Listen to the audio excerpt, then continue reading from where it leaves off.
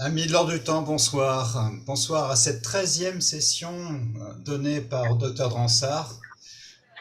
Merci Philippe, merci Je vous en d'animer ces prie. soirées. Ce soir, le sujet est le cerveau, sa magnifique harmonie et ses bugs.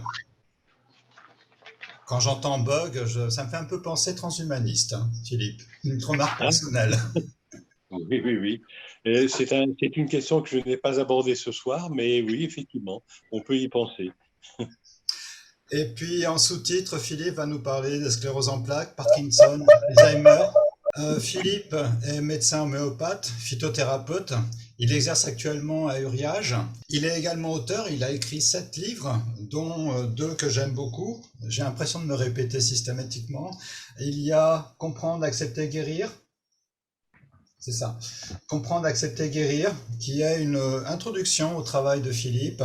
Et le dernier, que malheureusement je ne peux pas vous présenter parce qu'il vient d'être vendu, c'est La maladie, les maladies, leur sens, leur remède, qui est une véritable encyclopédie proposant des explications au sens de ces maladies et des propositions de soins. Merci à vous, bonne soirée. Et j'ai choisi pour vous parler ce soir du cerveau, de commencer par vous présenter un ensemble d'illustrations. Joachim, la première illustration. Voilà. Hein, donc, qui va nous servir d'introduction de façon un peu stylisée du cerveau dans sa boîte crânienne avec le réseau des neurones tout autour. Euh, Nous pouvons passer maintenant, après cette introduction, à la deuxième image, donc, qui sera l'image numéro 1. Voilà, c'est ça. Et au début, tout commence par un tout petit ovule qui commence à grossir. Et très tôt, on observe dans cet ovule trois groupes de cellules différentes. L'ectoderme, qui fait le tour, hein, qui se situe en périphérie, que vous voyez donc en haut, en couronne. Le mésoderme, qui est au milieu, qui est en bleu. Et puis l'endoderme, qui se situe en dedans et en bas. Et donc, ce sont les trois feuillets primitifs, hein, de l'embryogénèse. Et c'est à partir de ces trois feuillets que le corps humain va se développer. Ce qui nous intéresse ici, c'est l'ectoderme, car c'est de lui dont vont naître la peau et le système nerveux. Vous allez voir combien cette différenciation va avoir de l'importance. En effet, dans toutes les petites formes de vie, comme dans les paramécies par exemple, ou les petites bêtes qui n'ont qu'une cellule, ce qui représente le cerveau, c'est la membrane. Pourquoi? Eh bien, c'est parce que c'est cette membrane qui va leur servir de point de contact avec l'extérieur, ce qui va permettre à ces petits organismes de prendre contact, donc de recevoir et d'échanger des informations et de s'adapter au milieu ambiant. Donc la première forme d'intelligence commence par la membrane et la peau en est une, et vous ne serez pas surpris donc d'apprendre que le cerveau et la peau sont issus du même tissu qui a de l'ectoderme qui a cette réceptivité particulière. On peut passer à l'image suivante. Donc, chez les animaux plus évolués, donc l'être humain, une partie de cette membrane va s'intérioriser, elle va devenir intérieure, en s'enroulant bien à l'abri dans la boîte crânienne. Et cette disposition va permettre à l'animal que nous sommes de vivre dans une sorte de dualité entre la perception qui nous vient de l'extérieur et la représentation que nous allons nous en faire à l'intérieur. Autrement dit, nous allons vivre à la fois dans un monde extérieur et dans un monde intérieur. Hein, le monde extérieur de la vie de tous les jours, avec les contacts quotidiens, et le monde intérieur, hein, qui turbine à l'abri dans notre boîte crânienne, ce qui nous laisse déjà entrevoir la nécessité de trouver un équilibre subtil entre ces deux mondes. Petite parenthèse, donc l'être humain vit dans la présence et dans la représentation. Et le mot représentation signifie représenter, c'est-à-dire présenter à nouveau. Mais ce qui est présenté à nouveau n'est déjà plus présent. Autrement dit, la représentation va faire intervenir un facteur temps. Et cette disposition donc d'intérieur et d'extérieur va nous permettre d'élaborer, hein, cette notion de temps et de vivre dans une notion de temps. Nous pouvons passer à l'image suivante. Donc, nous avons ici une vue générale du cerveau, avec à gauche le cortex et ses différents lobes, hein, et de nombreuses études ont permis d'élaborer une cartographie très précise des différentes zones du cortex, dont je n'ai retenu ici que deux principales, à savoir le cortex moteur qui est coloré en vert sur l'image et le cortex sensoriel coloré en bleu. Je ne vais pas rentrer dans le détail de la cartographie, c'est très complexe. Ça a été, comment dire, découvert et analysé un peu comme une sorte de travail de fourmi, parce que c'était vraiment un travail de fourmi, hein, pour arriver à pouvoir définir la spécificité et la spécialisation de chacune des aires du cortex. Voilà. Nous passons donc à l'image, cette coupe que vous voyez à droite, hein, qui est le cerveau vu en coupe. Et nous y voyons donc le cortex en périphérie, avec donc en forme de chou-fleur en bas à droite, c'est le cervelet, hein, qui est donc au niveau de l'occiput, à l'arrière du crâne, et qui se situe donc juste devant la nuque.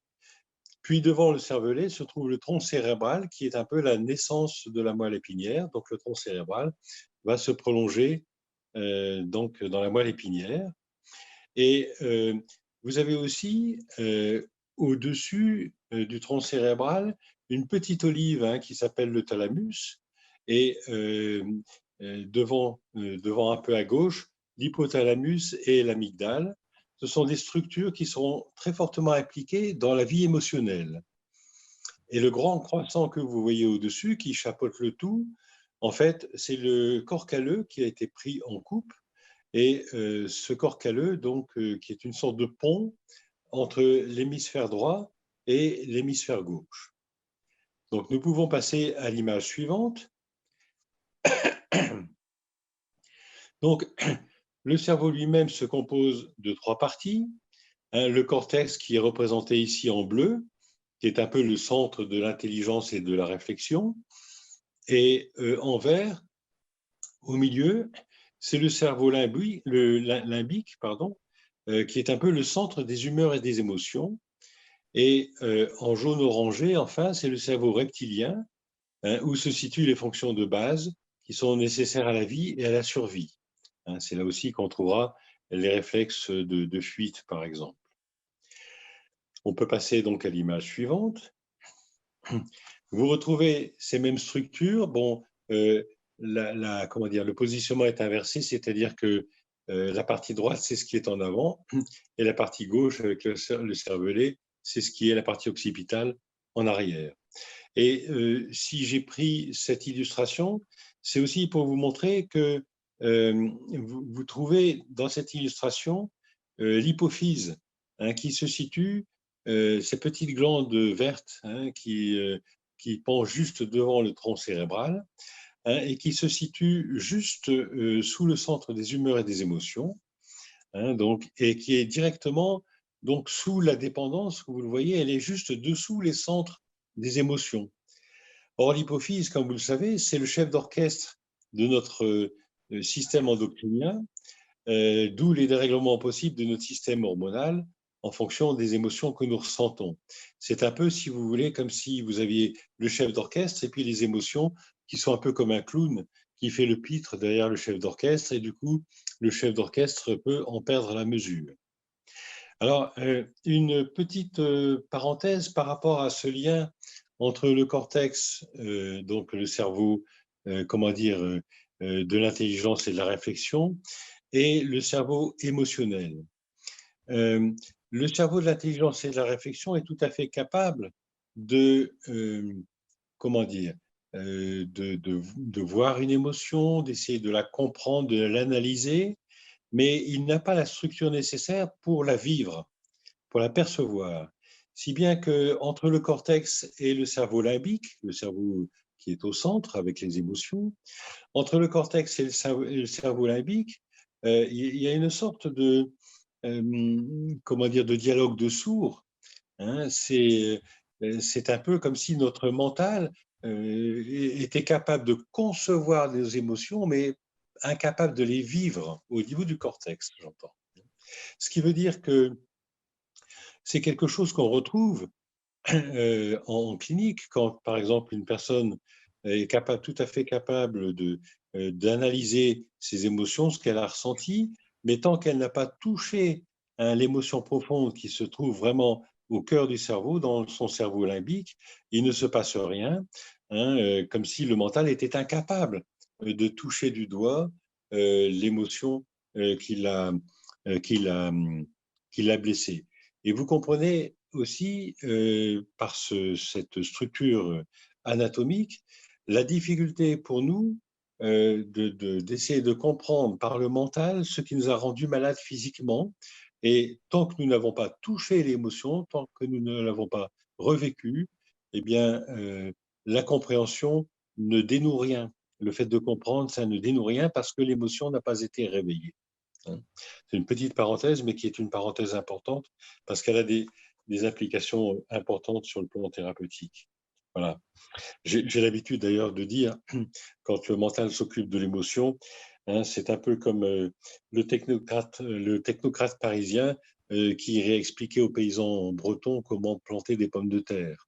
Il ne parle pas du tout le même langage et du coup, le courant ne peut pas passer.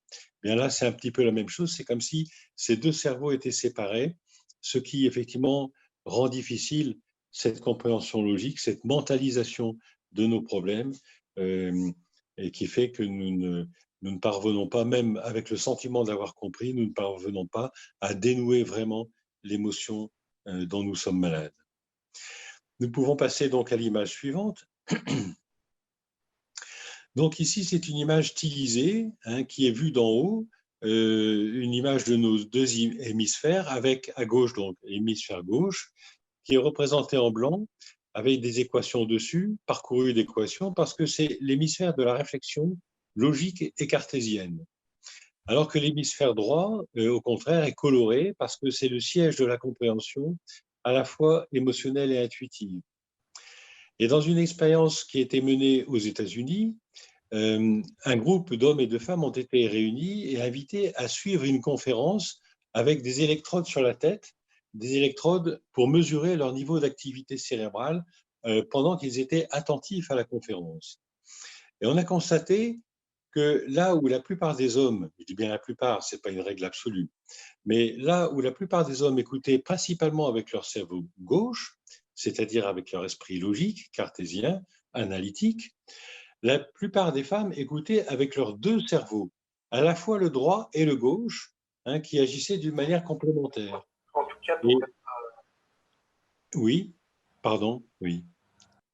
Voilà, donc je continue.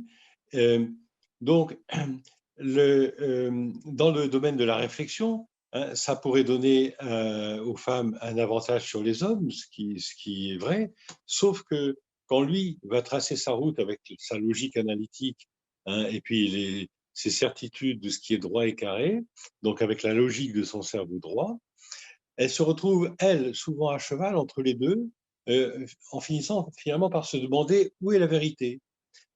Et cet avantage, finalement, va se retourner momentanément du moins en inconvénient, sauf qu'au final, elle finit par découvrir que son intuition était juste et qu'elle aurait mieux fait de l'écouter. Voilà. Une petite aparté sur le fonctionnement masculin-féminin, un peu caricatural, mais quand même que l'on retrouve assez souvent. Donc, cerveau droit et cerveau gauche sont deux aspects de l'intelligence qui ont besoin l'un de l'autre. Le cerveau gauche est logique, le droit est analogique, et si vous regardez bien la manière dont votre cerveau fonctionne pour résoudre un problème, vous verrez que c'est d'abord l'intuition qui amorce une ouverture, une sorte d'étincelle, une idée que la logique essaye ensuite de vérifier. Et ça, c'est quelque chose que j'ai compris quand j'étais en maths LM, donc euh, pas forcément parmi les plus forts en maths, j'étais pas mauvais quand même, mais je me rendais compte que la solution d'un problème venait d'abord par une intuition, une étincelle, l'eureka d'Archimède, et que après le raisonnement logique venait se mettre en place pour, comment dire, argumenter l'intuition. Mais au départ, sans intuition, difficile de trouver le fil conducteur. Alors, on peut passer à l'image suivante. Donc cet aller-retour entre intuition et logique n'est possible que grâce à l'existence du corps calleux, qui est une sorte de pont de fibres nerveuses compactes, d'où son nom lié à la consistance dure comme un cadre. Hein. Et la fonction de ce corps calleux, c'est de nous permettre donc d'échanger entre l'hémisphère droit et gauche, c'est-à-dire d'être créatif et inventif. Et si je peux me permettre une analogie avec la relation masculin-féminin, eh bien, être créatif et inventif, c'est harmoniser en soi comme en dehors de soi cette relation que nous pouvons avoir, chacun de nous, entre notre part masculine, notre part féminine, et fonder donc une relation dans un juste équilibre. Et ce juste équilibre, au-dedans, en dedans comme au dehors, va nous permettre de développer notre créativité. Voilà. On peut passer à l'image suivante. Donc, à tout seigneur, tout honneur, la base du cerveau, c'est le neurone. Notre cerveau se compose d'un ensemble de neurones qui sont reliés en réseau. Et en forme d'étoile, vous voyez une sorte d'étoile à gauche, en bleu-violet, vous avez la cellule et son noyau, avec tout autour de cette cellule et de ce noyau, des ramifications que l'on appelle des dendrites, qui sont en fait des récepteurs d'informations venus d'autres cellules. Et à droite, le neurone va se prolonger dans cette espèce d'arc de fil entouré de petites saucisses jaunes. Donc ça, c'est l'axone. C'est le nerf, si vous voulez, qui peut faire un peu plus d'1 mètre de long, puisque les nerfs qui innervent nos pieds viennent quand même du cerveau. Donc, vous voyez que ça peut être très, très long et très fin en même temps. Et si long et si fin qu'il faut quand même, on ne va pas le laisser à l'air libre, cet axone. Il faut le protéger. Eh bien, c'est le rôle de ces cellules de Schwann et de cette espèce de ces saucisses, ces petites saucisses, que euh, comment dire, d'entourer l'axone par un ensemble de petites saucisses graisseuses qui font tampon, qui amortissent et qui servent de protection. C'est ce qu'on appelle la gaine de myéline. La gaine de myéline, donc, ce sont ces petites saucisses jaunes que vous voyez sur cet écran. Et donc, ils vont avoir une fonction de protection. Mais cette fonction n'est pas, la gaine de myéline n'est pas seulement, n'a pas seulement la fonction de protection, elle va aussi servir à transmettre plus rapidement l'influx nerveux. Parce qu'on a observé quelque chose de tout à fait étonnant, c'est que l'influx nerveux, il y a une polarisation, dépolarisation entre l'intérieur et l'extérieur de la membrane, l'influx nerveux va en quelque sorte sauter d'un nœud à l'autre. Vous voyez qu'entre les petites saucisses, il y a des nœuds, qu'on appelle les nœuds de Ranvier, et l'influx nerveux va sauter euh, d'un nœud à un autre nœud, si bien que ça va lui permettre de se propager beaucoup plus rapidement que s'il prenait le chemin normal. C'est un peu, si vous voulez, à l'image des Indiens d'Amérique du Nord, quand ils s'envoyaient des messages, quand ils avaient des feux répartis au sommet des montagnes, et puis qu'ils pouvaient s'envoyer des messages en allumant des feux, donc de façon à transmettre l'information beaucoup plus rapidement que s'ils avaient dû prendre leur cheval pour aller prévenir d'un danger. Donc voilà comment fonctionne la gaine de myéline. Et alors tout au bout, bien, vous avez la terminaison axonale, qu'on verra tout à l'heure, qui va transmettre l'information à sa manière. Alors, petite parenthèse ici, je vous ai dit tout à l'heure que ces neurones étaient en réseau. Alors, quand on parle de réseau, vous allez me dire, oui, mais alors, il doit bien y avoir un chef là-dedans. Comme dans nos sociétés humaines, il y a un réseau, mais il doit bien y avoir un chef quelque part. Eh bien, de façon très curieuse, si vous cherchez un chef, vous ne le trouverez pas. Et vous ne le trouverez pas parce que vous allez vous dire peut-être qu'au fond, la direction du cerveau est collégiale. C'est possible, mais en fait, on n'en sait rien. On ne sait pas vraiment comment ça marche.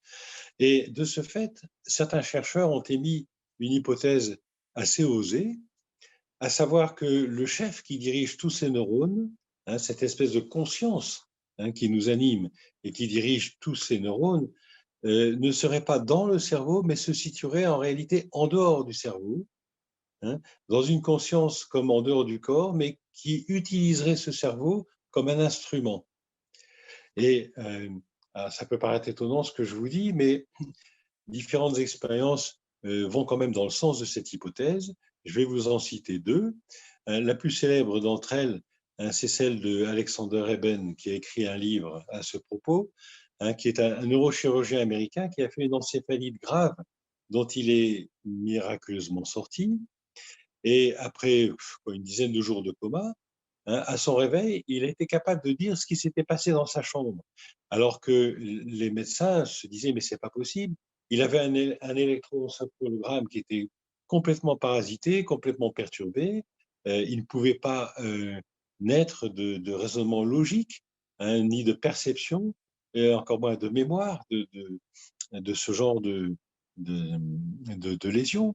Et pourtant, il était tout à fait capable de rapporter ce qu'il avait vécu, comme si sa conscience avait été détachée de ses neurones, comme si elle avait vécu en dehors de ses neurones. Alors, d'autres expériences, dont une en particulier, ont impliqué des enfants autistes, incapables de communiquer, sauf par le procédé d'écriture facilitée, dont vous avez peut-être déjà entendu parler. Et ce procédé d'écriture facilitée consiste à accompagner la main de l'enfant au-dessus d'un clavier d'ordinateur et de temps en temps, donc, l'enfant appuie sur une touche et ça finit par faire des phrases et ça fait des phrases parfaitement cohérentes, parfaitement audibles. Et ces enfants dont l'apprentissage a été entravé par leur handicap sont pourtant capables de cette manière d'écrire des phrases très précises et d'exprimer des idées élaborées d'une manière étonnante au regard de ce qu'ils sont censés connaître et de ce qu'ils sont censés avoir appris. Autrement dit, tout porte à croire que notre cerveau n'est pas le siège de notre conscience, mais qu'il n'est qu'un instrument de cette conscience. Voilà, je pense que c'était un point important que je souhaitais évoquer en passant. Donc, nous pouvons passer à l'image suivante. Donc ici, ce que nous voyons, c'est une terminaison axonale. C'est l'axone, le bout du nerf, si vous voulez. Et donc avec en haut l'axone et en bas la dendrite de la cellule suivante, la cellule qui va récupérer l'information. Comme vous le voyez, l'information, ce n'est pas seulement un courant électrique. Au niveau de cette terminaison axonale, le courant électrique va engendrer une réaction chimique, un peu comme dans les batteries. Et cette réaction chimique va provoquer des petites vésicules.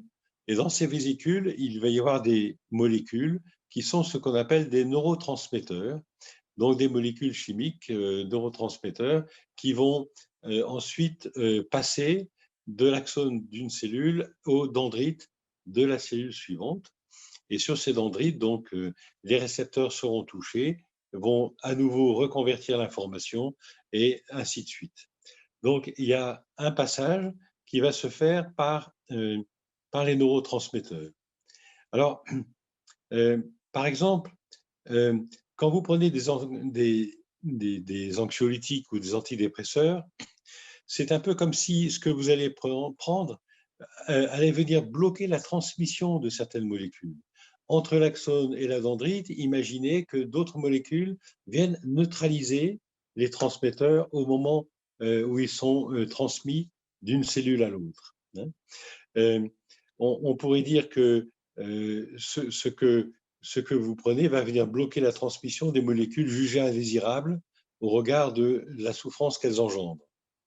Et pour le dire d'une manière imagée, imaginez qu'un beau matin, le facteur vous apporte un courrier qui vous apprend que votre père est malade. Donc, ce qui est une nouvelle douloureuse.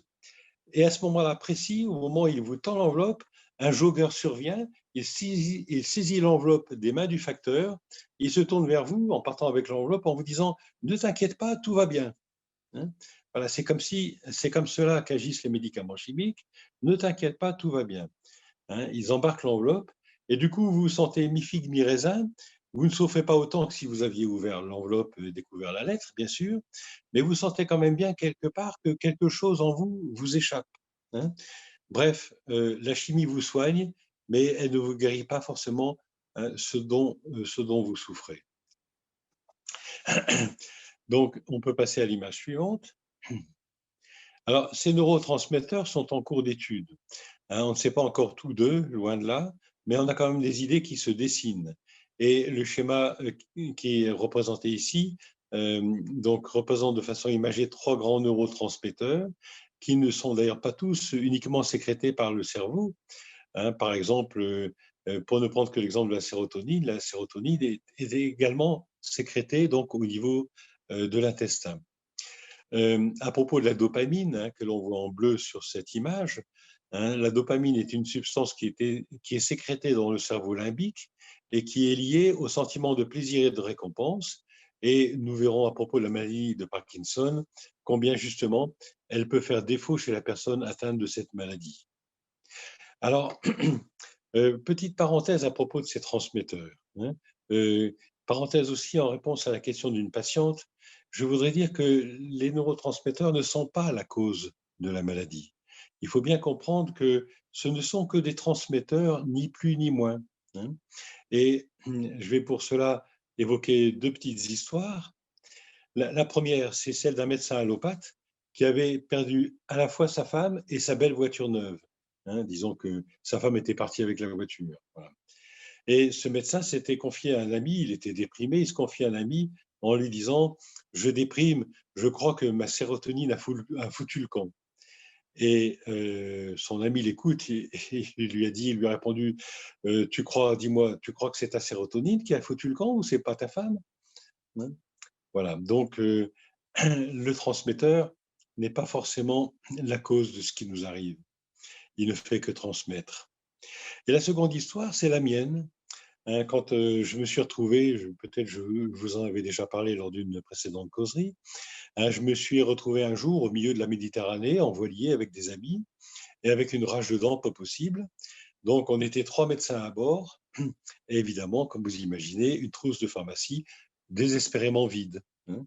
Les, les cordonniers, n'est-ce pas, ne sont pas les mieux chaussés. Et donc, aucun médicament pour me calmer. On était quand même à un jour de bateau, hein, de la côte, bon, donc ça devenait compliqué. Et je n'avais plus le choix. Et j'ai commencé à ce moment-là, j'ai eu l'idée de m'adresser à ma douleur en lui disant: je pense que tu es de la colère, je ne sais pas ce que tu cherches à me dire, mais là, tu vois, je suis en vacances et franchement, je n'ai pas envie de me prendre la tête, alors tu vas me faire le plaisir de me laisser tranquille et de t'en aller. Et en même temps que j'ai parlé à ma douleur, j'ai mentalement anticipé son départ. J'ai imaginé, hein, qu'elle s'estompait, comme si petit à petit elle partait, et à ma grande surprise, je l'ai vue disparaître en 2-3 minutes, petit à petit en 2-3 minutes. Bon, donc j'étais tranquille, ça a duré 1 heure. Au bout d'1 heure, la douleur est revenue, et du coup j'ai recommencé la même opération qui a parfaitement bien fonctionné. J'ai fait ça pendant, disons, 5-6 fois par jour. Et donc, le voyage s'est poursuivi avec de temps en temps la douleur qui se réveillait et je lui parlais. Et non seulement à la fin du voyage, je n'avais plus aucune douleur, mais la partie, c'était un abcès d'une dent de sagesse. La partie qui était gonflée, je n'avais plus aucune sensation, comme si on m'avait injecté un produit anesthésiant. Autrement dit, c'est comme si mon cerveau avait entendu ma demande et qu'il avait, comme un bon petit soldat, il avait fait ce qu'il fallait, il avait sécrété des endorphines pour neutraliser ma douleur. Autrement dit, ce qui commande, ce n'est pas la chimie, c'est nous. Hein, voilà. Donc, la dernière image, on va la voir maintenant. La dernière image va décrire le tissu de soutien qui enveloppe les neurones et qui participe autant à sa protection qu'à sa nourriture. Bon, on appelle ça la névroglie, hein, du terme glie qui signifie gluant parce qu'elle a une consistance gluante. Donc sa fonction est encore assez mal connue, mais elle joue sûrement un rôle important dans le fonctionnement des neurones. Et j'ai parfois remarqué que les personnes qui développent un cancer à ce niveau-là, par exemple un glioblastome, étaient des personnes qui manquaient de confiance en elles, comme si elles manquaient de confiance dans leur potentiel intellectuel, avec ce sentiment de ne pas avoir de protection. Et et bon, ça, c'est encore un point à préciser, mais c'est une piste de réflexion. Voilà. Donc, nous en avons terminé là avec notre introduction, nos illustrations. Je pense, Joachim, tu peux me repasser en écran, voilà. Et donc, nous allons essayer maintenant de comprendre comment notre cerveau fonctionne. Et comment fonctionne-t-il? Eh bien, cela tient en 3 mots: perception, représentation et contrôle. Alors, perception. Notre cerveau perçoit. Il commence par recevoir des informations qui viennent de nos 5 sens et des capteurs nerveux qui rendent cela possible. Une récente étude sur la perception visuelle montre qu'il existe une sorte de rémanence de la mémoire visuelle pendant 15 secondes, une rémanence dont le cerveau tire une sorte de synthèse. Vous savez, c'est comme ces appareils photo qui prennent des photos en rafale très rapprochées pour finalement proposer une sorte de photo de synthèse qui soit la plus nette et la meilleure possible. Eh bien, notre cerveau fait un petit peu la même chose et donc en reliant ces informations les unes aux autres, euh, cette rémanence va engendrer une impression de stabilité, sans laquelle nous aurions l'impression que tout bouge tout le temps.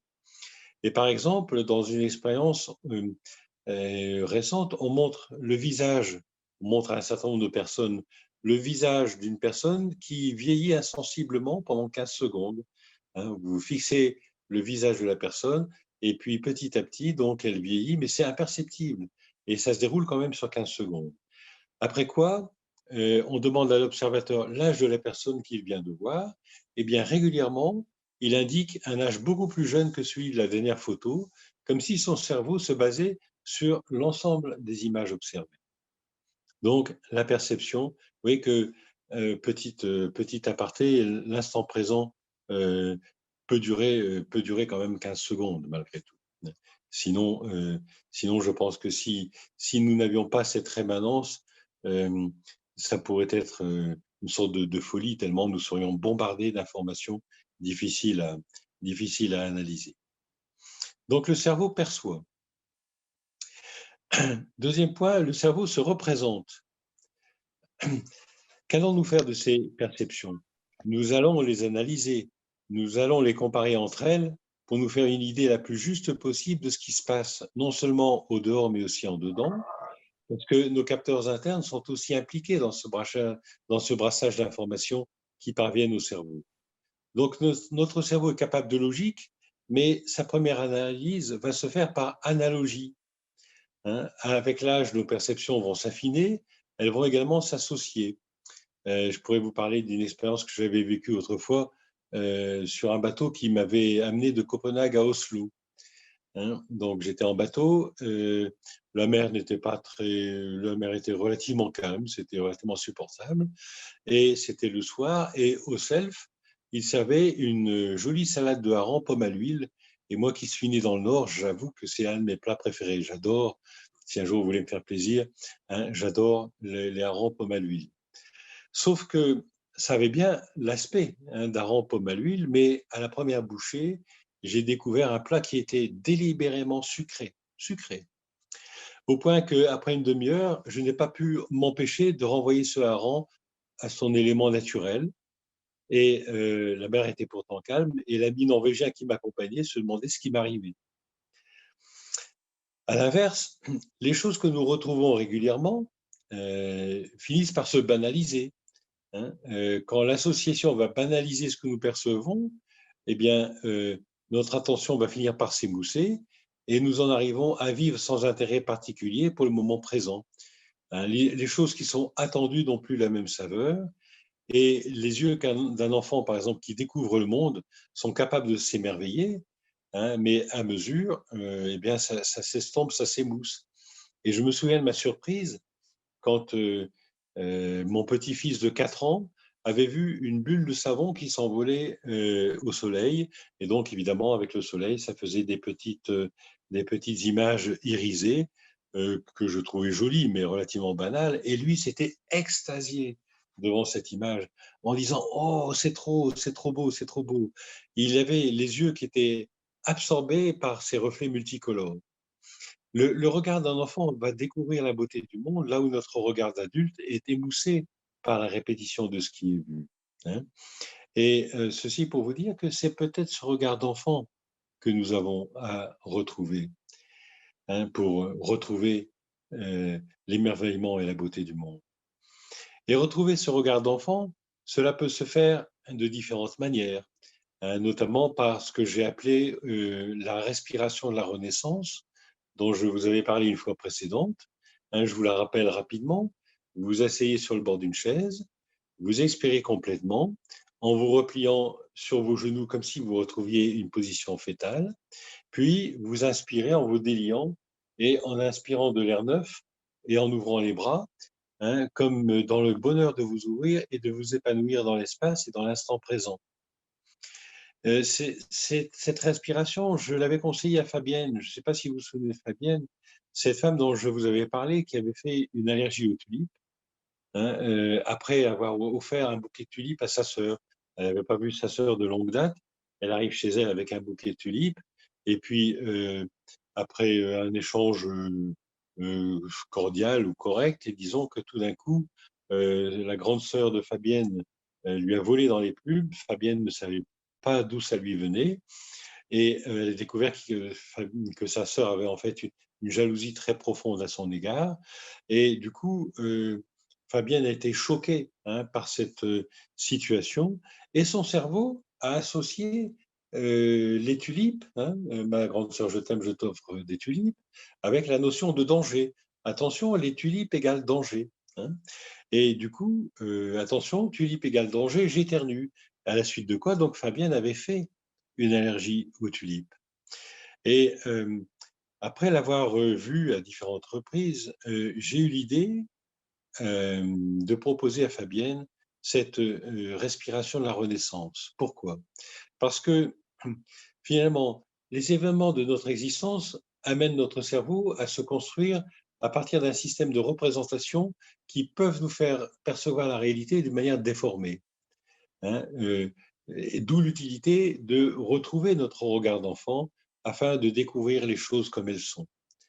Et donc, quand je respire, je souffle, je chasse, je chasse mon vécu, je redeviens comme un petit fœtus. Quand j'inspire, je renais, je renais dans le monde de l'espace et du temps, hein, je renais dans le moment présent et j'oublie tout ce vécu qui m'a chargé pour renaître, hein. C'est la respiration de la renaissance.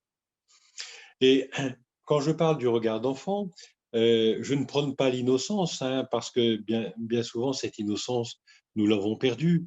Et pour certains d'entre nous, cette perte s'est faite d'une manière brutale et douloureuse, hein, et souvent indélébile.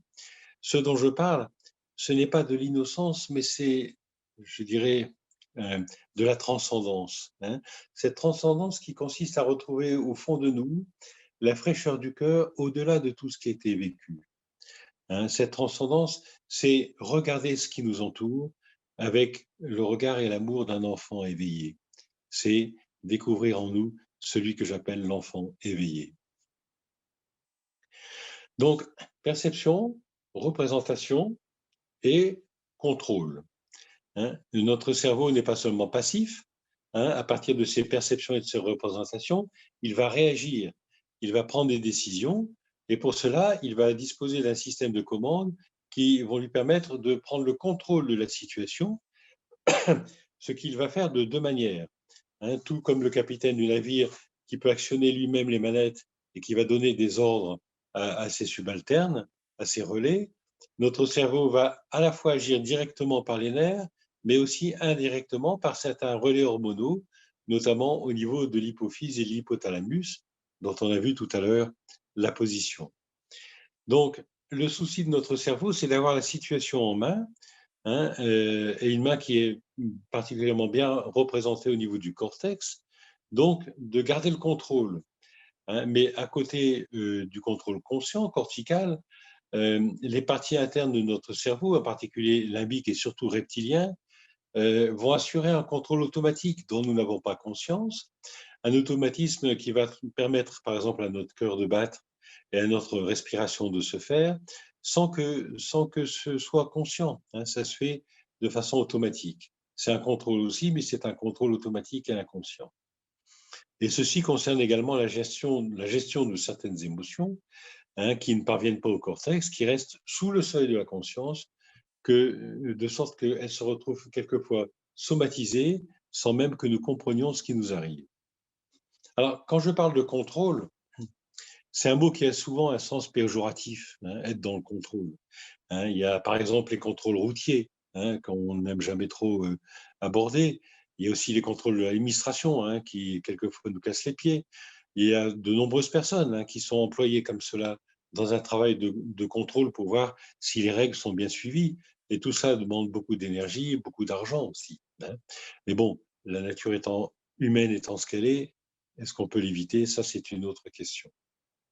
Mais à côté de ces contrôles un peu, comment dire, pénibles, il y a aussi le contrôle de soi, le self-control, qui ne consiste pas à refouler l'émotion au risque de la somatiser dans une maladie, mais qui consiste à la regarder avec lucidité afin de faire la paix avec elle.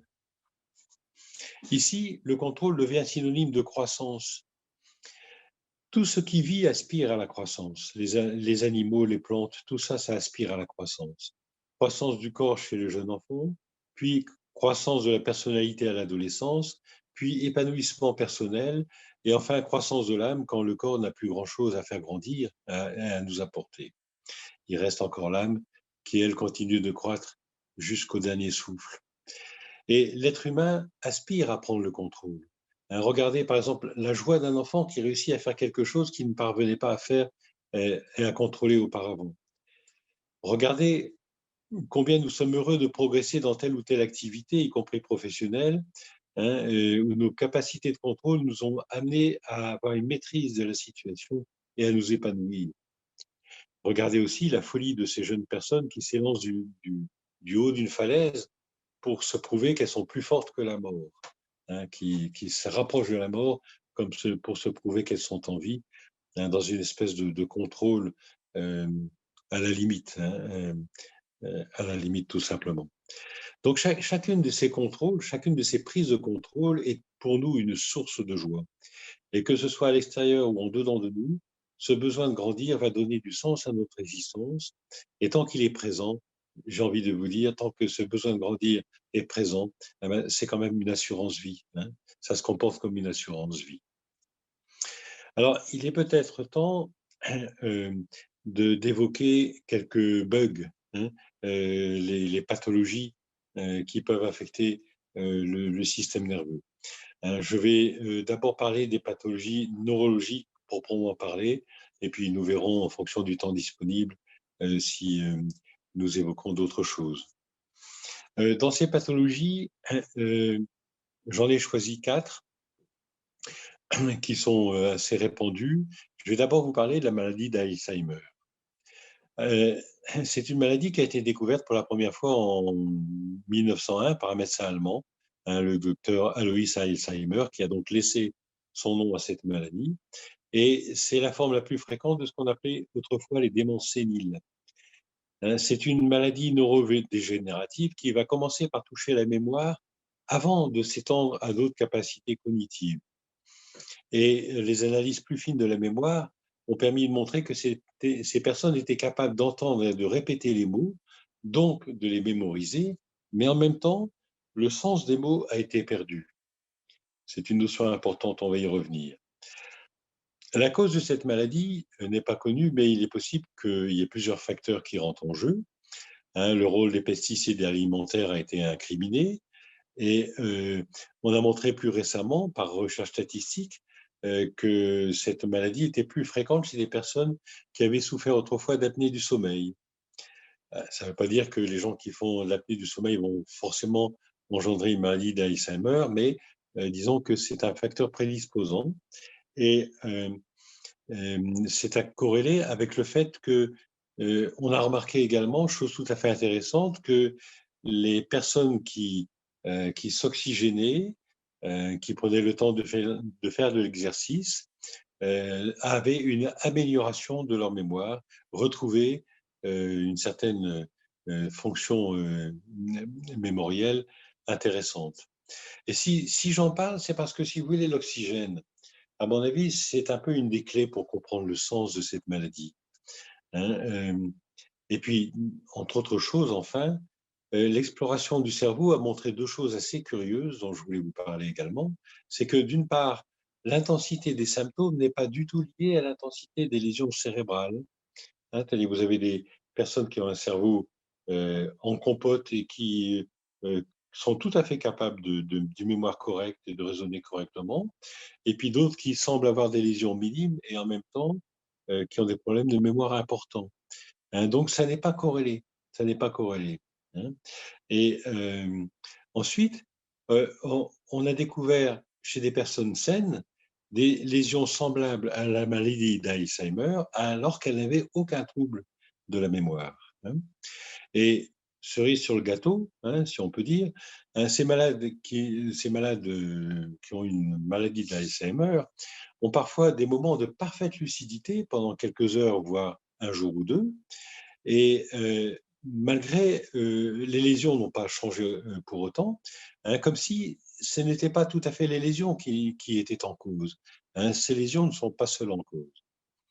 Et si vous ajoutez à cela que cette lucidité va réapparaître lorsque la personne est occupée par quelque chose qui la passionne, hein, ou par une activité ludique agréable, eh bien, vous verrez que la maladie d'Alzheimer, ce n'est pas simplement corrélé avec une question de lésion cérébrale. Donc, ce qui est aussi encourageant, parce que ça veut dire que, quelque part, ça permet une certaine réversibilité, hein. Voilà. Et alors, autre chose également qui est intéressant, on a remarqué que cette maladie, l'évolution de cette maladie semble plonger ces personnes dans une forme d'indifférence émotionnelle, hein, une indifférence qui parfois est entrecoupée de réactions inverses, hein, comme des accès d'irritabilité. Et je me souviens notamment de l'épouse d'un malade qui m'a fait part de sa surprise quand elle accompagnait son mari chez le neurologue, et le neurologue a mis les cartes sur la table en disant: «Je pense que vous déclarez une maladie d'Alzheimer». Eh bien, elle, évidemment, ça l'a choquée. Elle se tourne vers son mari, heu, qui visiblement, c'est comme si ça lui, ça ne lui faisait ni chaud ni froid. «Ah bon? Maladie d'Alzheimer, pourquoi pas?» Il savait très bien ce que c'était, mais il réagissait comme dans une relative avec une relative indifférence. Bref, la mémoire fait défaut, les mots ont perdu leur sens et le manque d'oxygène semble aggraver la situation. Et enfin, ces malades vont donner le sentiment de devenir indifférents à ce qui se passe. Alors, pour essayer de comprendre pourquoi, hein, la mémoire fait défaut.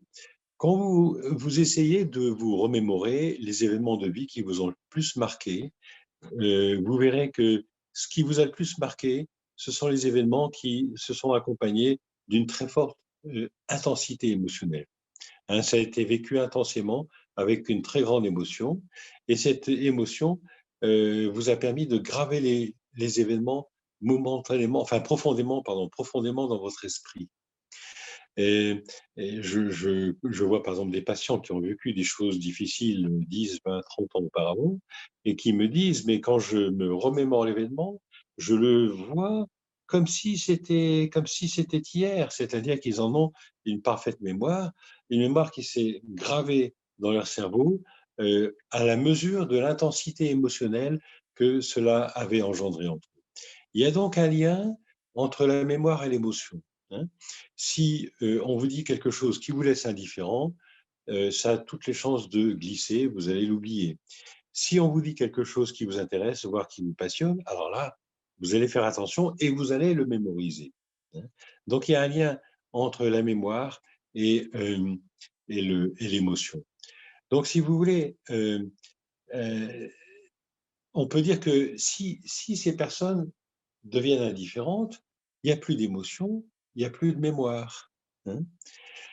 De la même manière, je vous ai dit, deuxième point, les mots ont perdu leur sens, hein. Les personnes qui glissent dans la maladie d'Alzheimer m'ont donné souvent le sentiment d'une perte de sens. Par exemple, elles ont vécu un événement qui les a profondément touchées, hein, comme dans un mécanisme, par exemple, analogue à celui du cancer. à ceci près que dans le cancer, il y a quand même une certaine révolte. Hein. Il y a un désir que quelque chose change, ce qui n'est pas le cas dans la maladie d'Alzheimer. Dans cette maladie, ces personnes donnent le sentiment de désinvestir leur existence. Elles partent un peu comme une sorte de glissement. Hein. Elles vont mieux quand elles se raccrochent à une chose qui les passionne. Sinon, ça glisse. Il y a quelque chose qui lâche. Et, voilà, il y a un désinvestissement, un désintérêt. Quant à l'oxygène, eh bien l'oxygène, c'est la joie de vivre. Et cette joie de vivre, elle est perdue quand le sens est perdu. Hein. Quand les émotions sont lissées, il n'y a plus de bas, il n'y a plus de haut non plus. Vivre ces émotions, hein, c'est s'exposer à la douleur, mais c'est aussi s'exposer à la joie de vivre. Et sans joie, pas d'intérêt. Sans intérêt, pas de présence. Hein. Voilà. Donc, euh, c'est vrai que nous vivons tous des choses difficiles. Hein. La joie de vivre, c'est une notion quand même aujourd'hui, après ce que nous avons vécu, après ces 2 années de Covid, dont nous commençons à sortir petit à petit, euh, c'est une notion avec laquelle nous avons un peu de mal à renouer. Et pourtant, elle est là. Hein. Et tant que nous ne renonçons pas à cette joie de vivre, eh bien, la maladie d'Alzheimer, on va dire, nous laissera tranquilles. Mais quand nous commençons à décrocher, euh, euh, à ce moment-là, effectivement, le risque est que ce glissement se manifeste par cette perte de mémoire progressive. Voilà. Et bon, l'indifférence, on en a parlé, hein, l'émotion semble avoir disparu, à l'exception de phases de prise de conscience, hein, donc dont la douleur se traduit par des accès d'irritabilité ou de profonde tristesse avec des sentiments de dévalorisation. Hein, quelquefois, l'émotion revient, il n'y a plus d'indifférence et la personne prend vraiment conscience émotionnellement de la situation dans laquelle elle est et ce qui provoque effectivement ces phases de réaction paradoxale. Voilà. Euh, alors, c'est cette notion un peu, comment dire, de glissement. Hein, et ça peut se produire, si vous voulez, par exemple, j'ai vu la maladie d'Alzheimer chez des personnes qui avaient perdu un proche comme un enfant, hein, donc une perte dont elles ne s'étaient jamais remises. D'autres qui ont vécu ça lorsque leur existence était une suite de séparations jusqu'à la douleur de trop, hein, comme si quelque chose dans leur cerveau leur disait c'est bon, j'en ai assez vu, je lâche. Et pour d'autres aussi, ça peut être comme une perte du sens de la vie. Hein, j'ai connu un patient proche qui était passionné par son travail, hein, et quand il s'est retrouvé à la retraite, ben, sa vie n'avait plus d'intérêt. Il n'avait pas envie de se suicider, hein, mais plus rien n'intéressait. Il s'est laissé glisser et on lui a trouvé, on a fini par lui découvrir une maladie d'Alzheimer. Alors, avant de passer à autre chose, petite parenthèse pour cette maladie, il y a quand même quelques solutions à connaître. Hein. La première, c'est de respirer. Hein. Respirer physiquement, moralement, oxygénez-vous, faites de l'exercice. Euh, sur le plan alimentaire, donc, prenez une alimentation qui est riche en poissons gras, hein, qui nourrissent le cerveau. Également en légumes, notamment des légumes verts, des brocolis, des choux, en fruits, en particulier grenades, cassis, raisins, etc. Euh, en graines, noix, noisettes, amandes, et puis en huile d'olive et huile de coco. Hein. L'huile de coco en assez grande quantité parce que euh, on a trouvé que l'huile de coco avait une structure proche des graisses du système du cerveau. Et les auteurs américains préconisent jusqu'à 3 à 4 cuillères à soupe d'huile de noix de coco par jour. Donc, dose que je vous conseille d'atteindre progressivement pour éviter de bloquer la vésicule biliaire. Bon, etc. Je ne vais pas rentrer dans tout les détails, mais les, les parades existent. Je voulais aussi vous parler d'épilepsie, donc deuxième maladie dont je souhaitais vous parler ce soir. Sous ce terme d'épilepsie, on regroupe différentes manifestations assez variées qui vont se caractériser par des décharges électriques synchrones d'un ensemble de neurones. C'est-à-dire que les neurones, au lieu de se décharger alternativement, chacun à leur rythme, tout d'un coup vont tous se décharger au même moment et en même temps, ce qui va provoquer une poussée électrique qu'on peut repérer sur un électroencéphalogramme par une pointe. Ça fait une pointe et une onde. Et c'est une image très caractéristique donc de l'épilepsie. Donc, on distingue schématiquement trois formes d'épilepsie selon l'aspect des crises. Il peut y avoir des crises locales, qui ne touchent qu'une partie du cerveau, des crises généralisées où l'ensemble du cerveau est impliqué avec perte de connaissance. Et puis, on distingue également des absences, enfin, des crises qui sont comme des crises locales, mais qui vont se manifester par des absences de quelques secondes. Voilà. Donc, quelles que soient euh, les formes que peut prendre l'épilepsie, je voulais dire en passant que l'épilepsie est pénible à vivre, mais ce n'est pas une tare psychique. De grands personnages en ont souffert, et ça ne les a pas empêchés de se réaliser, de s'accomplir. On raconte que Jules César, par exemple, était régulièrement pris d'une crise d'épilepsie après avoir donné l'ordre d'assaut dans ses batailles. On raconte aussi que Dostoïevski considérait que ces crises étaient un peu la partie de l'ombre de ses illuminations spirituelles, comme si il payait le prix de ces illuminations par une partie d'ombre qui venait compenser et faire l'équilibre. Alors, quelle image nous vient-elle à l'esprit? Eh bien, la première image, évidemment, c'est celle d'un orage qui va éclater et qui va se décharger d'une tension excessive.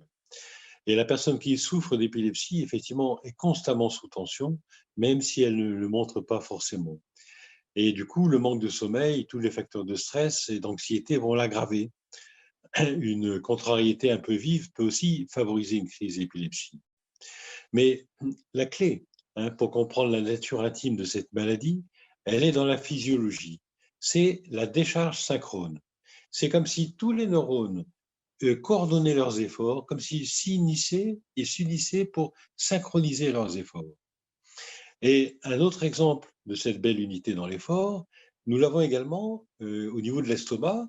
Par exemple, lorsque les muscles d'un estomac vont tous se contracter en même temps pour provoquer un vomissement. Eh bien, la synchronisation des neurones, elle semble répondre à une même intention, comme s'il s'agissait de vomir quelque chose, comme s'il s'agissait d'expulser quelque chose avec force, quelque chose que notre cerveau n'arrive pas à digérer. La crise d'épilepsie, c'est l'expression d'un refus, et la question, c'est refus de quoi? Bien évidemment, si la personne en était consciente, elle n'aurait pas besoin de faire des crises, et c'est bien là la difficulté. Mais peut-être aussi, ce refus est-il somatisé parce qu'il n'est pas autorisé. Donc cette crise, elle part d'un refus avec une tentative d'expulsion et les symptômes montrent que la personne se bat contre une chose que sa conscience refuse au point de disjoncter. Et la morsure de langue, qui est fréquente dans la crise d'épilepsie, pourrait aussi évoquer cette idée de ne pas dire, de refuser de dire quelque chose ou de refuser de se le dire à soi-même. Et quant à la perte d'urine, on pourrait se demander si elle ne témoigne pas d'un ultime effort pour marquer son territoire, puisque les urines sont en rapport avec le territoire, donc un effort pour marquer son territoire, donc sans pour autant y parvenir. Voilà. Donc alors, quelle est cette chose que je refuse? Ça peut être le refus d'une pensée récurrente et sombre qui nous trotte dans la tête. Et je me souviens ici d'un jeune garçon qui était animé d'une jalousie profonde avec des idées de meurtre, incompatibles dans l'idéal familial imprégné d'altruisme. Et ces crises sont apparues de façon répétée peu après l'arrivée de sa petite sœur. Et le plus intéressant dans son histoire, c'était l'amélioration de sa tension émotionnelle constatée après chaque crise, comme si la crise servait d'exutoire à une tension émotionnelle trop importante. Donc ça peut être aussi le refus d'une situation que nous n'avons pas désirée, quand ce n'est pas parfois une difficulté à assumer son existence avec un refus d'incarnation, un refus de vivre cette vie-là. Voilà. Donc, souvent d'ailleurs, les personnes qui sont sujettes à des crises d'épilepsie répétées donnent le sentiment de ne pas accepter leur existence. Il n'est pas facile de vivre une vie émaillée de crises, bien sûr, mais c'est un peu la question de la poule et de l'œuf. hein, le refus de l'existence, de cette existence, est-ce que c'est la conséquence ou est-ce que c'est pas plutôt la cause de la maladie? Donc la question, qu'est-ce que je refuse? Avec quoi suis-je en désaccord? Hein, qu'est-ce que j'aimerais pouvoir évacuer de mon existence? Et si je ne parviens pas à l'évacuer, comment puis-je l'accepter? Hein, cette existence-là, comment puis-je l'aimer, hein, l'accepter et l'aimer? Voilà. Donc, comme toujours, hein, dans la compréhension d'une maladie quelle qu'elle soit, où une indication précieuse nous sera donnée par ce qui déclenche les crises. Hein, à quoi ai-je pensé ou qu'ai-je ressenti peu avant qu'elle apparaisse? Hein, l'amnésie qui apparaît après la crise ne va pas faciliter cette recherche, mais cette amnésie elle-même fait partie du voile qui va protéger notre conscience de son douloureux combat intérieur. Voilà, donc, si vous voulez, la remémoration du contexte dans lequel la crise est survenue peut nous aider, et surtout, par-dessus tout, le contexte dans lequel la première crise, la toute première crise est apparue, hein, contient une clé à découvrir. Un mot sur la sclérose en plaques. J'espère que je ne suis pas trop long. Je regarde un peu. Oui, je suis un petit peu long, mais bon. Un mot sur la sclérose en plaques. Donc, la sclérose en plaques est appelée ainsi parce qu'elle provoque des lésions de sclérose qui donnent des images en plaques dans le système nerveux. Hein, donc, c'est une maladie auto-immune qui va détruire les gaines de myéline que nous avons vues tout à l'heure. Hein, ces gaines qui vont, comme les petites saucisses jaunes, hein, sur l'illustration, qui vont envelopper les nerfs, ou plus précisément les, euh, les axones. Euh, oui, je ne sais pas si je réponds à la question tout de suite, mais concernant l'aggravation de la tristesse et de l'irritabilité vers 17-18 heures chez les personnes d'Alzheimer, ça ne soit pas chez toutes les personnes qui ont un Alzheimer, mais c'est vrai que certaines personnes d'entre elles ont ce symptôme, ce qui correspond à un remède homéopathique qui est l'icopodium qui est un remède de foie, foie et foie.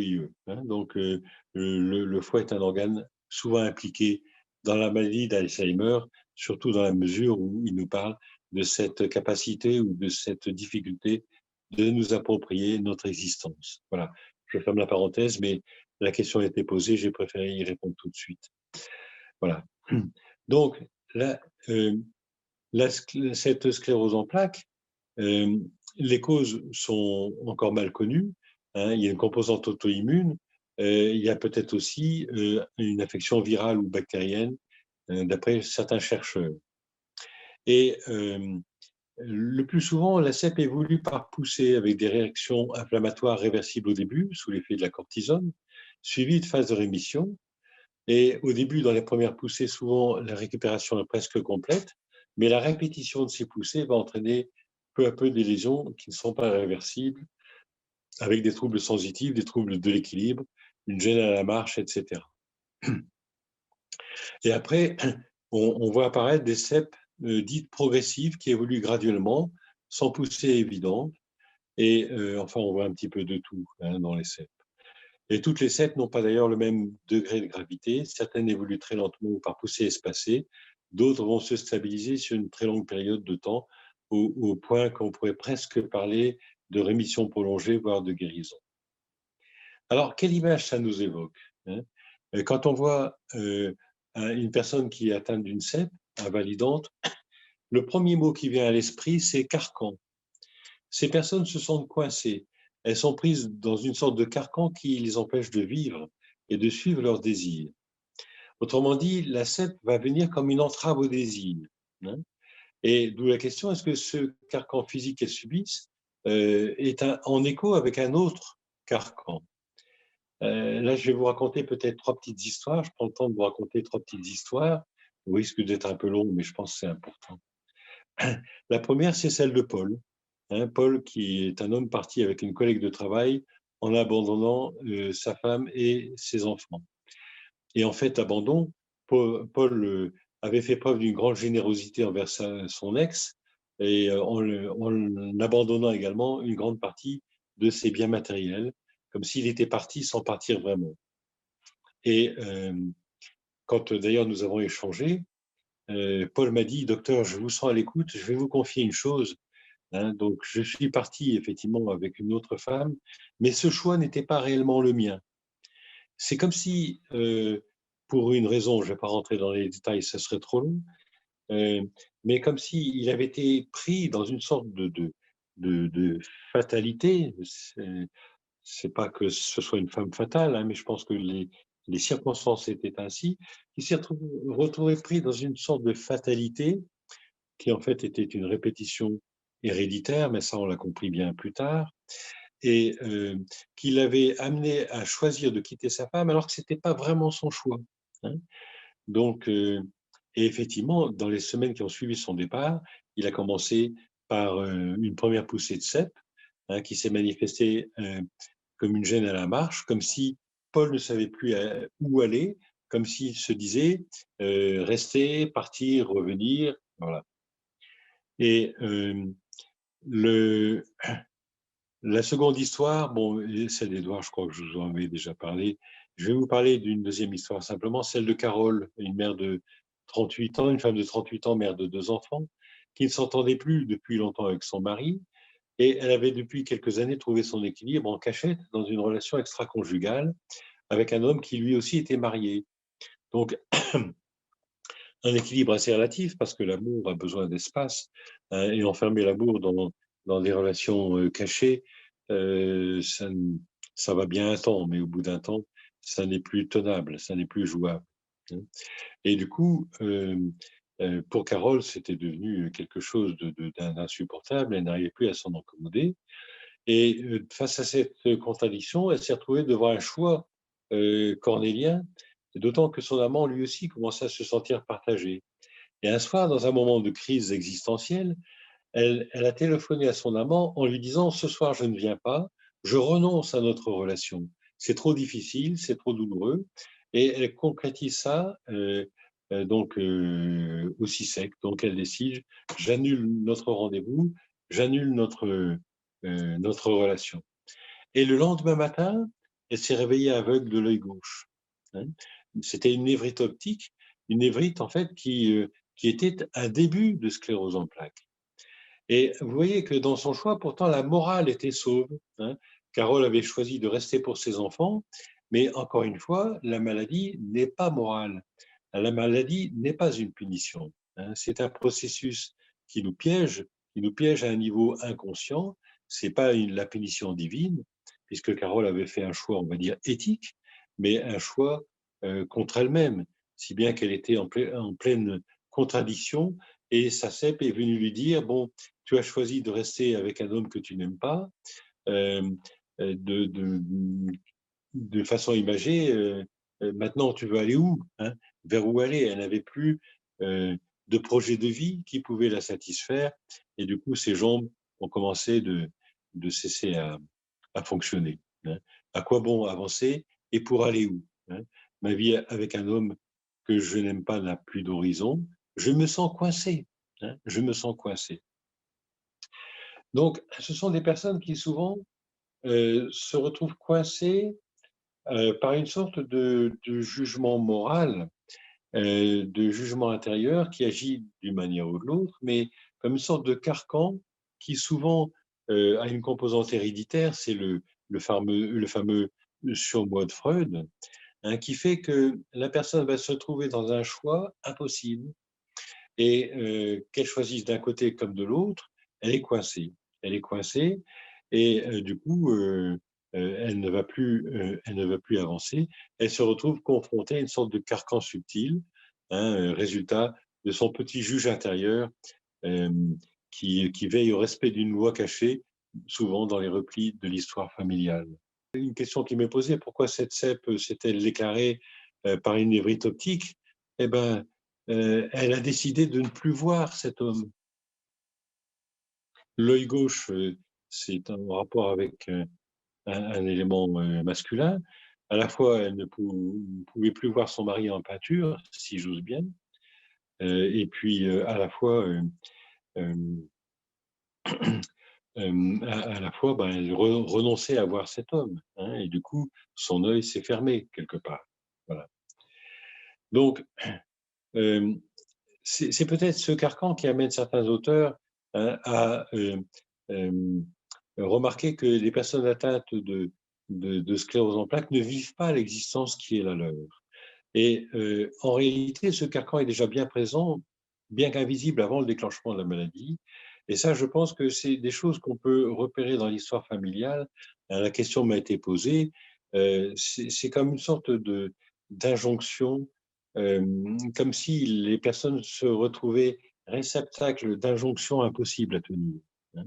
Vous savez que l'histoire familiale est pleine d'aventures et de mésaventures, hein. Il y a ce qu'on appelle les secrets de famille. Je ne suis pas certain que ce soit le secret en tant que secret qui agisse. Mais ce qu'il y a, c'est que le secret, il va engendrer un jugement, hein. Par exemple, un secret de famille, il y a eu, comment dire, un inceste, un adultère ou un meurtre, et donc ça va engendrer un jugement, hein. Il ne faut pas faire ceci, il ne faut pas faire cela. Et je ne vous ai pas parlé de l'histoire d'Édouard, parce que je voulais pas perdre trop de temps non plus, mais Édouard, qui est un homme qui s'entendait dire pendant toute son enfance, son père disait: «Dans la famille, on ne divorce pas». Alors, vous savez, un homme qui dit: «Dans la famille, on ne divorce pas», c'est pas la peine de lui demander si s'il n'a pas envie de divorcer, parce que je dirais que la répétition, de cette injonction est un peu comme une sorte de garde-fou quelque part, hein. Donc il ne faut pas divorcer.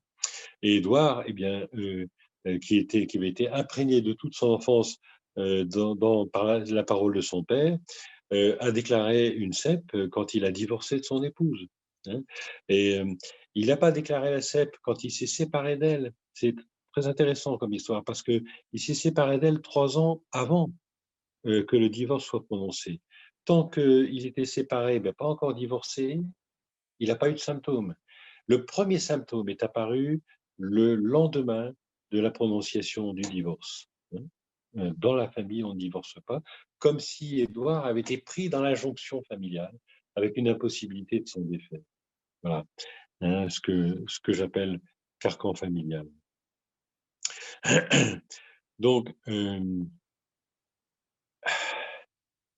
alors, pour reprendre un peu, donc si vous voulez, hem et effectivement, ces personnes qui ont une cèpe, heu, peuvent s'en sortir, je pense, en développant, une sorte de bienveillance envers elles-mêmes, hein, de sourire bienveillant envers elles-mêmes, heu en essayant petit à petit de se sortir de ce carcan, de ce juge intérieur. Parce que je pense que c'est ce petit juge intérieur qui, au fond, les parasite et qui les empêche de vivre leur vie.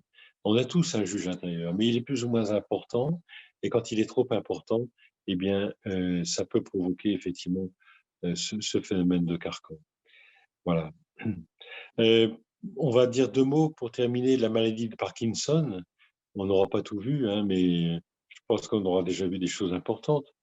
Donc la maladie de Parkinson, c'est une maladie dégénérative, pardon, qui survient en moyenne entre 50 et 70 ans. Elle va se caractériser par l'apparition plus ou moins progressive de tremblements, même au repos, mais aussi d'une certaine lenteur dans les mouvements et d'un certain degré de rigidité. Et on porte le diagnostic en général quand 2 symptômes sur les 3 sont présents. Et il peut y avoir un petit test clinique, hein, qui consiste à chercher la roue dentée. Vous faites tourner la la main du malade, et quand vous lui tournez la main et l'avant-bras, ça fait comme un petit ressaut, comme si le muscle, se libérait graduellement, vous voyez? Hein, voilà. Et alors, la cause de cette maladie n'est pas connue. On sait simplement que, elle peut apparaître, à la suite d'un traumatisme, comme par exemple le traumatisme répété chez les boxeurs ou les pesticides chez les agriculteurs. Et il peut y avoir aussi, un mauvais fonctionnement entre un lien entre un mauvais fonctionnement de l'appendice et l'apparition d'une maladie de Parkinson. Hein, donc on a noté que les personnes opérées d'une appendicite étaient moins sujettes à cette maladie. Donc l'hypothèse d'une application intestinale est peut-être à explorer. Personnellement, j'aurais envie de dire l'appendice, c'est quoi? L'appendice, c'est le virage, hein. Nous avons vu que l'appendicite apparaît quand nous avons voulu prendre un virage, quand, une nouvelle référence doit être, mise en place et que nous ne parvenons pas à mettre en place cette nouvelle référence, que nous restons accrochés à nos anciens schémas. Eh bien, la maladie de Parkinson, c'est comme un mouvement contrarié. Hein, la personne veut bouger, mais en même temps, elle en est empêchée. Et plus l'intention est présente, plus le mouvement se ralentit. Elle est vraiment dans la contradiction. Hein. Et plus elle tremble, il y a ce que les médecins appellent le tremblement intentionnel. Tout se passe comme si cette personne était soumise à deux injonctions contradictoires. Je dois bouger et je ne dois pas le faire. Hein. Et du coup, il y a une alternance. Hein. Je dois bouger, je ne dois pas bouger. Et cette maladie survient souvent à la suite d'une vive émotion, hein, d'une situation qui était vécue dans un mélange de peur et d'indignation. Hein. La colère inciterait la personne à répondre, mais sa peur l'empêche de le faire. Et dans cet équilibre entre colère et peur, la peur l'emporte et le mouvement est inhibé. Hein. C'est un peu comme si, vous savez, comme une, euh, imaginez un animal qui est poursuivi par une bête féroce et qui va se cacher. Il va se cacher, mais en même temps, il sait que sa cachette n'est pas tenable. Il faut qu'il bouge. Il faut qu'il bouge, mais en même temps, s'il bouge, il va être repéré. Donc, je dois bouger, mais je vais être repéré, donc il faut que je m'arrête. Et c'est un peu ça qu'évoque la maladie Parkinson, une espèce de peur, fondamentalement, je pense, reliée à la peur de prendre un virage et aussi d'une certaine manière à la peur de la mort, hein, qui est un autre grand virage, donc qui fait que ces personnes se retrouvent inhibées. Euh, bon, je vais peut-être faire une pause à présent. Peut-être on passera d'autres soirées à parler des maladies psychiatriques comme la schizophrénie, la schizophrénie, la paranoïa ou la dépression. Je pense que ce soir, on va se limiter à la maladie neurologique. Vous savez, autrefois, on parlait des neuropsychiatres. Hein, c'était le même médecin qui était à la fois neurologue et psychiatre. Et puis, au bout d'un certain temps, c'est apparu que c'était trop compliqué. Et du coup, on a fait des neurologues d'un côté et des psychiatres de l'autre. Donc, ce soir, de façon un peu volontaire, je me suis limité à l'aspect neurologique, mais nous consacrerons une soirée à l'aspect psychologique et psychique. Voilà, je vous remercie. Et puis maintenant, je vous laisse la parole pour les éventuelles questions. Euh, pour l'Alzheimer, vous avez Oui. dit l'icocodium en Alors, homéopathie. l'icopodium, c'est pour les personnes qui sont aggravées en fin d'après-midi entre 16 et 18 heures, parce que c'est l'heure du foie. Ce sont des personnes souvent qui ont un foie qui marche mal, qui ont des colères rentrées, qui intériorisent, qui ont des ballonnements. Donc, il y a des choses qui les gonflent. Hein. Et l'icopodium, voilà, c'est un remède de personnes qui sont dans un rapport d'autorité avec les autres. Soit elles sont trop autoritaires, soit elles n'arrivent pas à marquer leur autorité, une sorte de rapport de force, et du coup elles lâchent prise quand l'autre est dominant. Et, euh, et c'est une question qui va avec je désire m'approprier mon existence, hein, fois c'est je m'approprie mon existence et je n'y parviens pas. Du coup, si vous voulez, l'icopodium, effectivement, est un des remèdes possibles dans la maladie d'Alzheimer, surtout quand vous avez ce symptôme qui vient le confirmer. Et en combien de CH et combien de fois par jour? Commencez par une basse-dilution, hein, parce que si vous voulez, pour être sûr d'un remède en haute dilution, il vaut mieux connaître la personne et donc ça suppose de poser un certain nombre de questions pour voir si c'est bien le remède approprié. Donc, si vous voulez le prendre en basse dilution, prenez du 5 ou du 7 CH, 3 granules par exemple, chaque soir vers 16-17 heures. Hein. Et puis, faites des petites pauses de temps en temps. Faites ça par exemple chaque soir, 5 jours par semaine, un repos samedi, dimanche. Et faites ça sur 3 semaines, voyez ce que ça donne, ce qui se passe. Hein. Merci. Je vous en prie. Concernant les crises d'épilepsie, hormis un médicament anti-épileptique, y a-t-il autre chose qui peut pallier aux médicaments antiépileptiques. Merci. Alors, si vous voulez, là aussi, comme vous savez, l'homéopathie, c'est toujours un traitement qui est quand même très Bien, ces personnalisé. quelques jours-là. C'est-à-dire que les médicaments qui conviennent à une Bravo. personne ne vont pas forcément convenir à Bravo, mais l'autre. voilà, c'est en vous que ça se passe là. Hein. C'est pas le regard des autres. Hein. C'est vraiment en vous-même, quoi. Oui, est-ce que Il n'y vous a que pouvez vous couper qui le savez son, ce que s'il vous vous plaît? avez Ça fait des fait. Hein. interférences. Bon, C'est dans vos merci. jambes, dans vos corps. Bon, je crois que c'est pas entendu. Est-ce que, oui, alors, si vous voulez, il n'y a pas un remède par rapport à l'épilepsie, il y a un ensemble de remèdes possibles en fonction du tempérament de la personne, mais dans l'épilepsie, on s'attachera à traiter surtout cette tension émotionnelle sous-jacente. Hein. La personne est dans une colère, une contradiction, quelque chose qu'elle veut rejeter. C'est à la fois physiquement, ce qui va déterminer les remèdes en homéopathie ou en phytothérapie qui peuvent l'aider, hein, comme la mélisse, comme enfin des plantes qui ont un effet plutôt apaisant. Et en même temps, sur un plan émotionnel, aider la personne à prendre conscience de ce qui ne va pas et à pouvoir le dire, à pouvoir en parler, plutôt que de le somatiser. Merci. Ça m'est arrivé une fois, dans mon existence, de faire une crise d'épilepsie complètement isolée, sans suite. Et ça s'est produit lors d'une conférence dans laquelle j'étais en désaccord complet avec la personne qui parlait, mais dans une ambiance telle qu'il m'était impossible de m'exprimer. Je me suis retrouvé dans une sorte de colère en me disant on ne peut pas dire ça, on ne peut pas dire ça. Et puis, j'ai perdu connaissance et je me suis retrouvé par terre avec du monde autour de moi. Ça ne s'est plus jamais reproduit, mais je me souviens de ma colère. Ça, je me souviens de ce qui a pu la déclencher à ce moment-là. Voilà. Et quand il n'y avait pas d'IRM de réaliser par la suite. Il n'y a pas eu d'IRM de réaliser par la suite. On ne vous a pas découvert une tumeur ou quelque chose comme ça.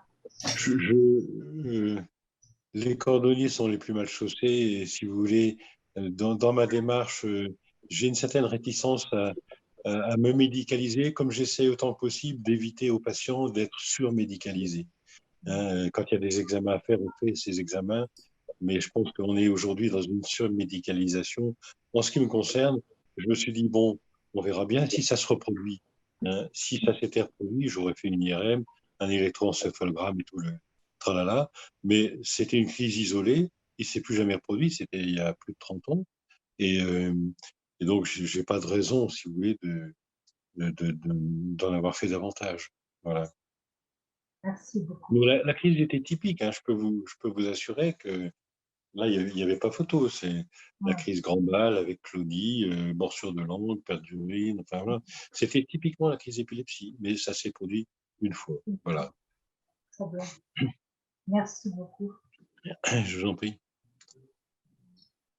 J'aurais une petite question, docteur, par rapport à la spasmophilie.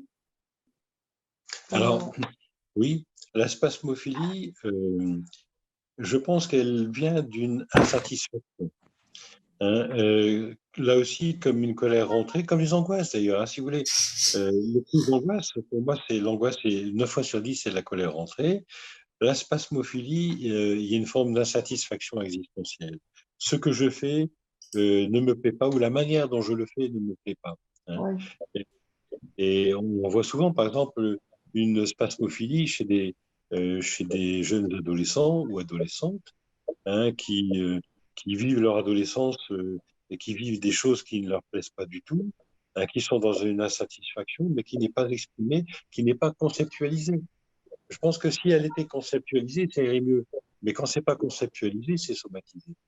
Hein, et du coup, la personne peut se retrouver avec des crises de spasmophilie, ce qui est très différent comme processus de la crise d'épilepsie.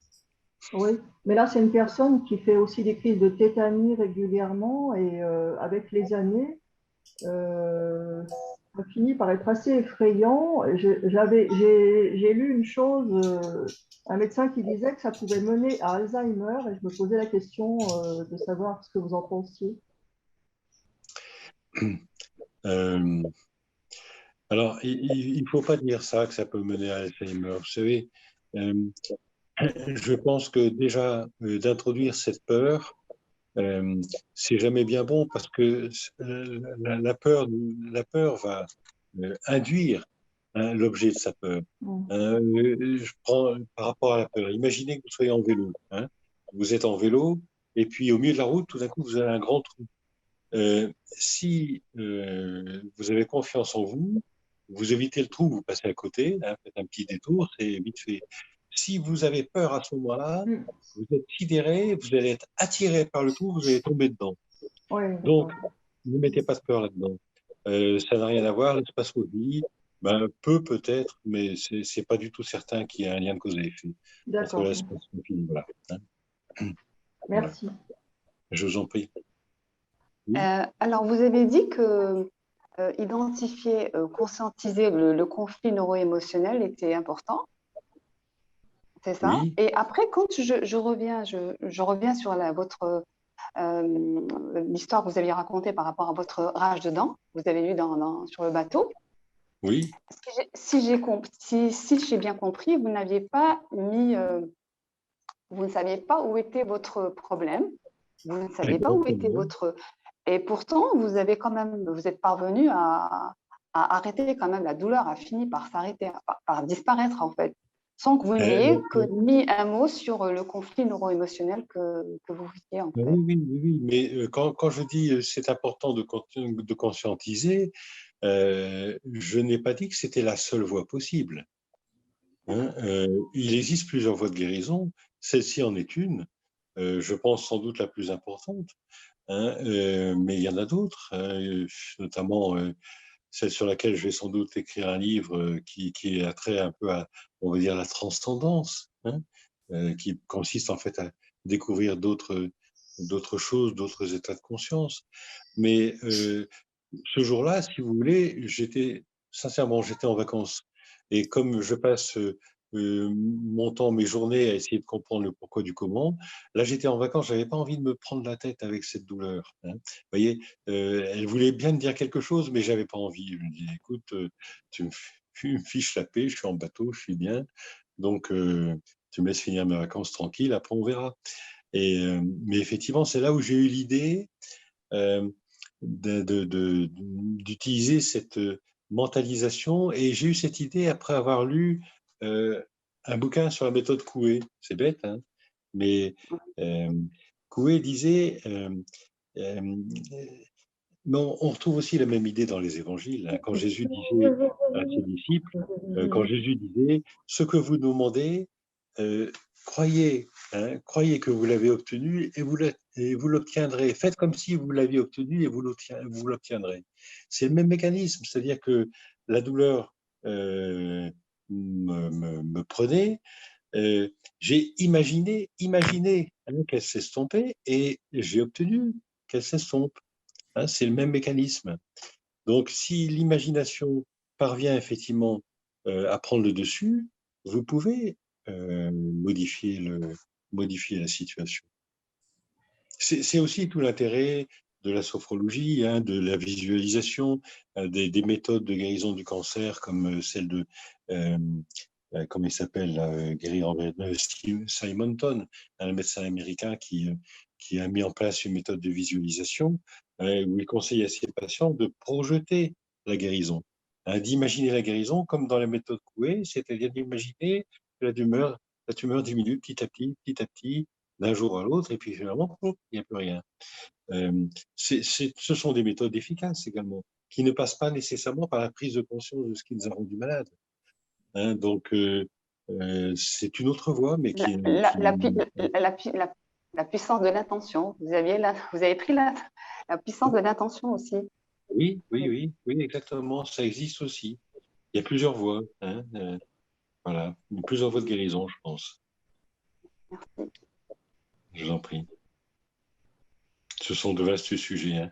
Dans une prochaine soirée, on verra comment organiser ça par la suite, mais on reviendra un peu sur ces problèmes de pathologie psychiatrique cette fois.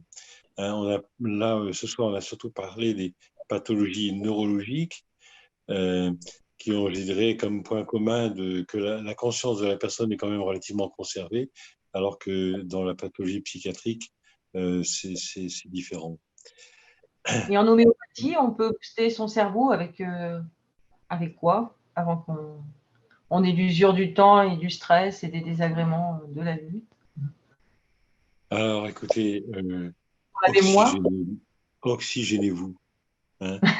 Non, mais vous pourrez utiliser certains remèdes homéopathiques comme phosphorique acidum, à l'acide phosphorique, comme natrum muriaticum qui convient bien, par exemple, chez les étudiants surmenés. Hein, donc, il y a plusieurs remèdes, effectivement, qui peuvent aider. Encore une fois, le remède homéopathique, on le choisit en fonction de chaque personne. Donc, il n'y a pas un remède polyvalent.